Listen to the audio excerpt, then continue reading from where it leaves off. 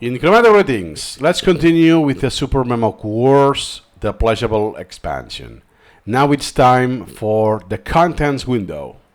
What you see in the right side, that is the contents window, which among other things, it will contain the knowledge tree.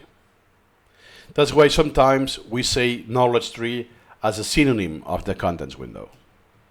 We right click, new topic. My first topic. Let's make it bold. Okay. And this is our first topic. Okay. Now, let's make our first item under first topic. What is this? Our. And that's it. Like, yeah, it's let's say it's your workbench. Okay. The element window, it's your workbench. The knowledge tree, the window of the knowledge tree, is just this. So your knowledge structure, and you will see the amount of stuff that you have here. Not necessarily on the right, it could be on the left. Okay, but it would have been nice if he shows the screen at this time. But what we're gonna do now is jump straight to professional level. Yeah, then he goes off topic. So he didn't show that. So let me do this. So in my case, it's in the left side. This is the contents window. Then, depends on the layout, this may be not visible. Let's see that that's the case. So then, how can I show that window? Easy. Remember the hints we enabled before? Now is view or modify the knowledge tree. So imagine the definition of contents says already knowledge tree. Or Alt-C. So I can click contents or Alt-C. What's so good that if I'm in a different place, let's say I was there. Now, if I press Alt-C, it's a different behavior. Since it's already present, then it updates.